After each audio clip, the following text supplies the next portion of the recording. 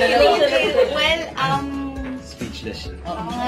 well, this is going to be an exciting project with Star Cinema. Siyempre, makakasama natin si Richard and si Ian, and of course, directed by Direk Anthony.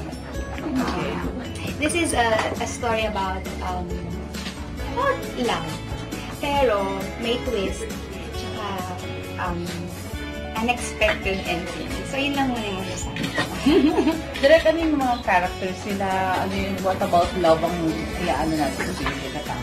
Si Jody plays Chingay. Si Chingay, isa siyang babae na successful, maganda, matalino, pero single.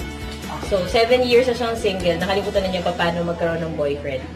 Parang tinatahil dito yung parang tingin ng mga tao sa isang 30-year-old up na babae na kapag single siya, parang may mali sa kanya. Bakit ka single? Kailan mag-aasawa? Parang kapag single ka ng ganong age, parang kang may sakit na nakakahawa na dapat agapan, ganun. So, ito yung tinatakil ng movie. Ang nangyari, single siya for the longest time, pero pinatotohanan niya yung when it rains, it pours. So, dumating si Frank, played by Richard Yap, na ex niya for 5 years, na nagkita ulit sila.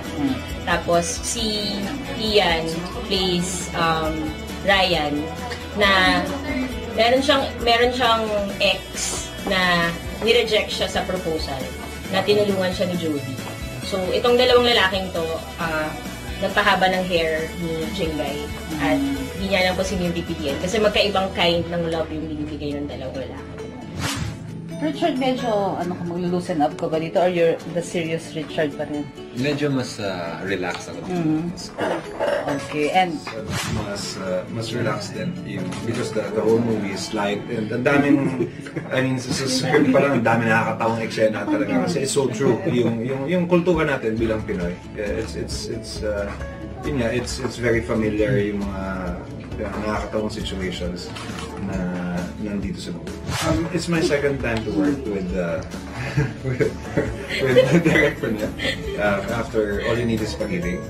And nung pagpasok ko kanina nakita ko si Jody at si Richard, may konting selos lang, konting. Pero na-control ko naman. Ano ba? Madami. Tsaka inaabangan ko ni pang-asal niya sa akin. so naging ganun comfortable na yung level na nag-aasal na siya. And kay Ian naman. Ako, nang-miss ko din sa kanya na I look forward to siguro yung mga conversations namin kasi kami dalawa ng weekend, parang talk about anything under the sun. Medyo kung ano-ano lang. Yes, I'm really excited to be part of this kasi nga alam ko ang daming sumusubaybay sa love team ni Richard at ni Jody, and tapos may mga followers din yung film Pangako Sa'yo. So hindi sila madi-disappoint dahil nga sa ganda ng script and sa treatment na gagawin ni director niya. So baka minsan magkasalasan lang yung fans. Hindi ko alam kung paano kaya? Na-manage naman na maayos ng script.